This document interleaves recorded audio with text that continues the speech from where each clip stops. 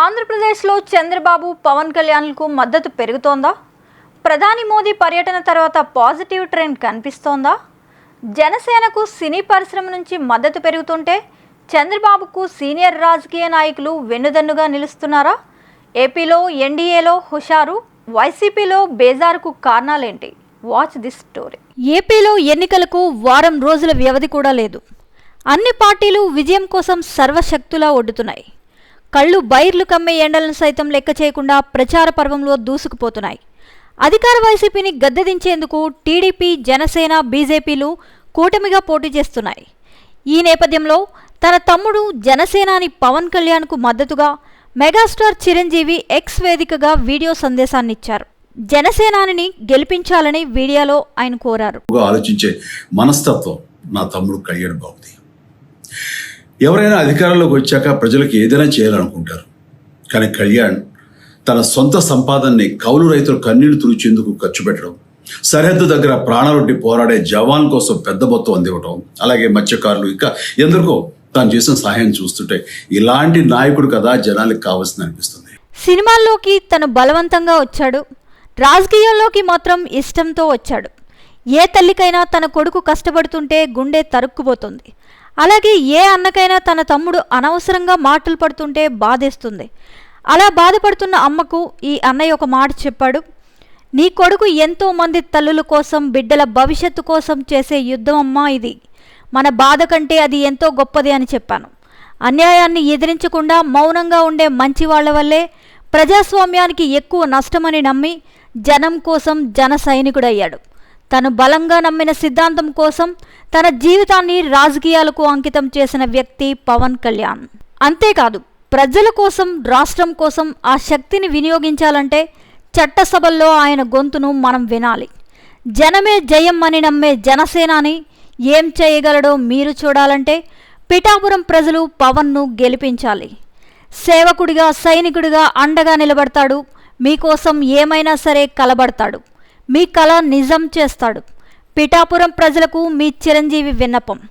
గాజు గ్లాసు గుర్తుకు మీ ఓటు వేసి పవన్ కళ్యాణ్ను గెలిపించండి. జై హింద్ అని చిరంజీవి తన సందేశాన్ని ఇచ్చారు. అటు జనసేనాని పవన్ కళ్యాణ్కు న్యాచురల్ స్టార్ నాని మద్దతు తెలిపారు. ప్రజాసేవ కోసం రాజకీయాల్లోకి అడుగుపెట్టిన పవన్ కళ్యాణ్ ఈ ఎన్నికల్లో గెలవాలని ఆకాంక్షించారు. పిఠాపురం అసెంబ్లీ పోర్లో తలపడుతున్న జనసేనానికి ఆల్ ది బెస్ట్ చెప్పారు. సినీ కుటుంబంలో ఒకటిగా పవన్ కళ్యాణ్కు మద్దతు పలుకుతున్నట్లు వివరించారు.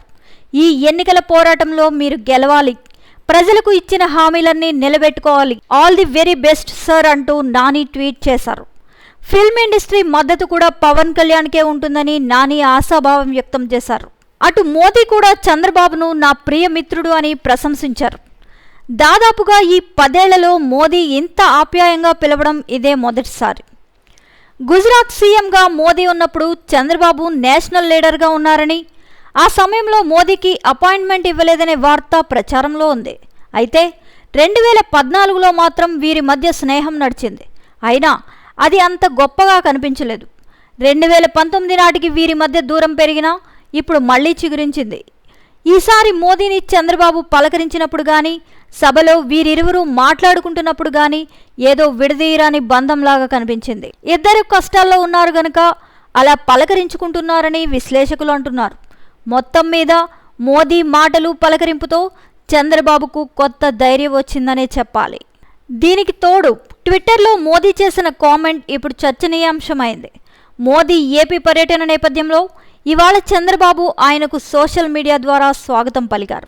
మోదీ రాజమండ్రి వస్తున్న సమయంలో చంద్రబాబు కర్నూలు జిల్లా పాణ్యంలో ఉన్నారు. ఏపీ ప్రజలు మీ రాక కోసం, మీ ఉత్తేజభరిత ప్రసంగం కోసం ఆసక్తిగా ఎదురుచూస్తున్నారని చంద్రబాబు ప్రధాని మోదీని ఉద్దేశించి ట్వీట్ చేశారు. అందుకు ప్రధాని మోదీ కూడా ఓ ట్వీట్ ద్వారా బదులిచ్చారు. నా ప్రియమిత్రుడు చంద్రబాబుకు ధన్యవాదాలు.